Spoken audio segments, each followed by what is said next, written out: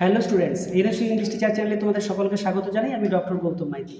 English অনার্সে যারা ভর্তি হয়েছে তারা প্রায়ই আমাদের কাছে জানতে চাও যে স্যার কী ধরনের বই কিনলে আমাদের উপকারে লাগবে, কী ধরনের বই আমাদের কাছে থাকলে আমাদের খুব সুবিধা হয়। তো এই প্রায়ই আমাদেরকে যে প্রশ্নগুলো করো তার মধ্য থেকে আমার মনে হয়েছে এটি সবথেকে গুরুত্বপূর্ণ, কারণ আমরা সকলেই জানি বই ছাড়া আমাদের শিক্ষাকে সামনের দিকে এগিয়ে নিয়ে যাওয়াটা খুবই সমস্যা। তো সেই জন্য অনেক বইয়ের মধ্য থেকে আমি কিছু কিছু বই তোমাদের সামনে উপস্থাপিত করেছি। 10খানা বই তোমাদের সামনে নিয়ে এসেছি, এই জন্য আমি আমার টাইটেলটাকে রেখেছি must reads for English literature. তো সেই বইগুলো দেখাবো, চলো কথা না বাড়িয়ে আস্তে আস্তে করে বইগুলো আমরা দেখতে থাকি। আর তোমাদের কাছে যাদের কাছে বইগুলো থাকবে তারা কমেন্ট বক্সে অবশ্যই কমেন্ট করে জানাবে। আর এরকম অনেক ইনফরমেটিভ ভিডিও ইংলিশ লিটারেচার সম্পর্কিত যদি পেতে চাও তাহলে চ্যানেলে সাবস্ক্রাইব করবে যারা নতুন এসেছো, আর ভালো লাগলে লাইক আর কমেন্ট করবে, বন্ধুদের মধ্যে শেয়ার করবে, এই আশা থেকে ভিডিওটি আমি শুরু করছি। তো চলো, প্রথমে যে বইটিকে আমি 1 নম্বরে রেখেছি, আমার মতে হিস্ট্রি অফ ইংলিশ লিটারেচার ছাড়া কোনো স্টুডেন্টস এক মুহূর্ত বা এক পাও কিন্তু সে এগাতে পারে না। তো সেই জন্য আমি আমার সুবিধের জন্য, তোমাদের সুবিধের জন্য history of English literature Edward অ্যালবার্টকে আমি সাজেস্ট করবো, কারণ এর ভাষা যথেষ্ট সহজ বা সরল, স্টুডেন্টদের বুঝতে সুবিধে হয়, স্টুডেন্টস ফ্রেন্ডলি বই বলেই আমার এটিকে মনে হয়। তো 1 নম্বরে আমি হিস্ট্রি অফ ইংলিশ লিটারেচার অ্যালবার্টের এই বইটিকে রাখলাম। তো এরপরে চলো দেখে নিই 2 নম্বরে কী আছে। 2 নম্বরে growth and structure of the English language Otto এক্সপার্সনের উপরে। এই বইতে আমরা কি জানবো? এই বইতে আমরা জানবো ভাষার ইতিহাস, সাহিত্যের ইতিহাস প্রথম বইটি ছিল আমরা জেনেছিলাম, আর এই দ্বিতীয় বইতে জানবো আমরা ভাষার ইতিহাস। তো তৃতীয় বইতে কী আছে চলো আমরা দেখে নিই। তৃতীয় বইকে আমি রেখেছি English social history. English social history আমার মতে 3 নম্বরে আসা উচিত। এই বইটি যথেষ্ট গুরুত্বপূর্ণ। তোমরা দেখবে এখানে বুকস ওই টেক্সট বুক জিএম ট্রেভেলিয়ানের লেখা, এখানে বইয়ের নাম দেওয়া আছে, জিএম ট্রেভেলিয়ান লিখেছেন, আর পাবলিশার্সের নামও দেওয়া আছে, বুকস ওই টেক্সট বুক। কোনো সাহিত্য পড়তে গেলে সেই সময়কার সমাজকে তোমরা জানবে না, সেটা কিন্তু তাহলে খুবই সমস্যা হয়। তাহলে ওই সাহিত্য পড়ার পাশাপাশি যদি এই সময়কে বা সমাজকে জানতে পারো তাহলে এই বই তোমার ক্ষেত্রে অবশ্যই হেল্পফুল হবে বলে আমার মনে হয়। এটি হলো 3 নাম্বার।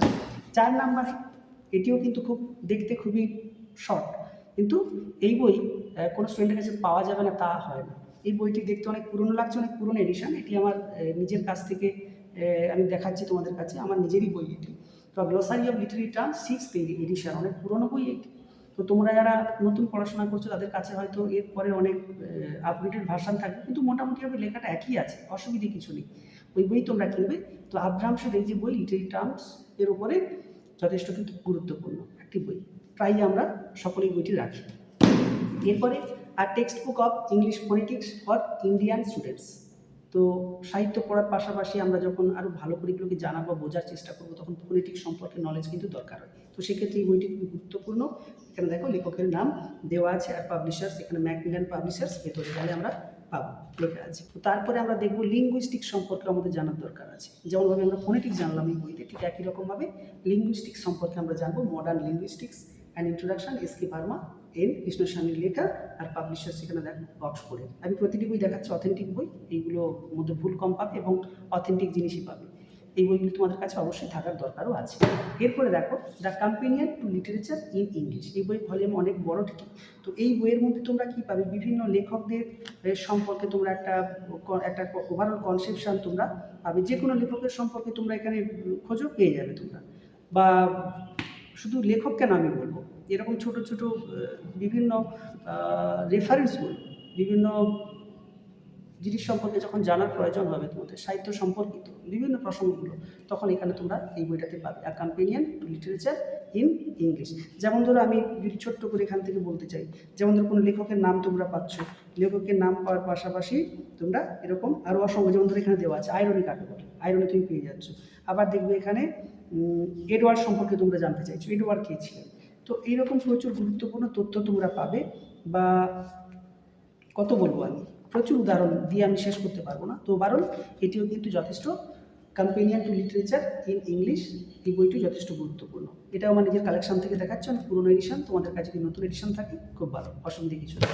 এরপরে history of English literature students যারা, তোমরা রোমান্টিক পোয়েম বা রোমান্টিক এজ সম্পর্কে অনেকে ভালো হয়তো পড়াশোনা করছো, তো সেক্ষেত্রে সেই জিনিসটাকে অনেক গভীরতার জায়গায় নিয়ে যেতে গেলে এই বইটি খুব দরকার। দ্য রোমান্টিক ইমাজিনেশন, বাউরার লেখা, এখানে দেখো দেয়াই আছে, অক্সফোর্ড ইউনিভার্সিটি প্রেস। এই বইটি কিন্তু যথেষ্ট গুরুত্বপূর্ণ এবং তোমাকে হিস্ট্রি অফ ইংলিশ লিটারেচার পড়ার পাশাপাশি যে রোমান্টিক এজ আছে সেই এজ সম্পর্কে একটা খুব ভালো একটা ধারণা দেবে। এখানে লেখাগুলোর মধ্যে দেখবে যদি থাকো, এখানে দেখবে the romantic imagination, songs of innocence and experience, the ancient mariner, ode on intimation of immortality. Overall romantic এজের যে লেখাগুলো আছে বা কনসেপশনটাকে অনেক বেশি ক্লিয়ার করতে সাহায্য করে। এটি পরবর্তীকালে তোমাদের কাজে লাগবে, ফার্স্ট ইয়ার অনার্সে নাও হয়তো লাগতে পারে, কিন্তু একটু যারা ভালো করে পড়াশোনা করছো এই বইটা অবশ্যই রাখবে। এরপরে 9 নম্বরে আমি যে বইটি রাখবো, একদম শেষের দিকে আমরা এসেছি, দেখে নাও, আর হিস্ট্রি অফ লিটারি ক্রিটিসিজম। আমি যখন সাহিত্যগুলো পড়ছি, সাহিত্যের বিভিন্ন রকম অংশগুলো পড়ছি, নভেল হতে পারে, ড্রামা হতে পারে, পোয়েম হতে পারে, তো সেইগুলোর উপরে যে ক্রিটিসিজমগুলো হয়, বিভিন্ন রকম সমালোচনাগুলো হয়, তো বিভিন্ন সমালোচকরা বিভিন্ন রকমভাবে সেই সাহিত্যগুলো, লিটারি পিসগুলোকে তারা আলোচনা করেন। তো সেই জায়গাতে এই ক্রিটিসিজম পেপার সম্পর্কে যদি কনসেপশন আমাদের গ্রো করাতে হয়, তাহলে কিন্তু এই বইটি দরকার। History of literary criticism, Harry ব্ল্যামিয়ার্সের লেখা, ম্যাকমিলান হিস্ট্রি অফ লিটারেচার, এখানে পাবলিকেশন নামও দেওয়া আছে, দেখুন ম্যাকমিলান পাবলিকেশন। এই বইটিও যথেষ্ট গুরুত্বপূর্ণ, এটা অবশ্যই তোমাদের কাছে থাকবে। আর কি আছে, একদম লাস্ট আমি বলছি, লাস্টে যে বইয়ের নাম বলছি, লিটারি থিওরি অ্যান্ড ক্রিটিসিজম। তো এইটি শুধুমাত্র ক্রিটিসিজমের উপরে ছিল, আর এই বইটি দেখো লিটারি থিওরি অ্যান্ড ক্রিটিসিজম, সাহিত্য কেন্দ্রিক যে থিওরি আছে, লিটারেচার কেন্দ্রিক যে থিওরি বা ক্রিটিসিজম, সেটাকে অনেক ভালো করে জানতে বা বুঝতে কিন্তু সাহায্য করবে এই বই, অ্যান্ড অক্সফোর্ড গাইড। তো বুঝতেই পারছো তোমাদের সামনে যে বইগুলো আমি দেখালাম, এই বইগুলো প্রত্যেকটা কিন্তু অথেন্টিক অক্সফোর্ড ইউনিভার্সিটি প্রেস বা ম্যাকমিলান বা কেমব্রিজ, এই ধরনের বইগুলি কিন্তু তোমাদেরকে দেখালাম, যেগুলো অনেক অথেন্টিক। তো তোমরা যারা ভিডিও দেখছো, কমেন্ট বক্সে কমেন্ট করে জানাবে কোন কোন বইগুলো তোমাদের কাছে আছে, আর এই বইগুলোর মধ্যে থেকে তোমাদের কোন কোন বইগুলো পড়তে ভালো লাগে সেটাও জানাবে। আর যদি মনে হয় এর বাইরেও আরও কিছু কিছু বই স্টুডেন্টদের মধ্যে থাকা উচিত, তো সেটাও কিন্তু তোমরা কমেন্ট বক্সে কমেন্ট করে জানাবে, আর অনেক স্টুডেন্টদের উপকৃত হবে। যারা ভিডিও দেখছো সকলকে ধন্যবাদ জানিয়ে আজকের ভিডিওটি শেষ করলাম। ধন্যবাদ।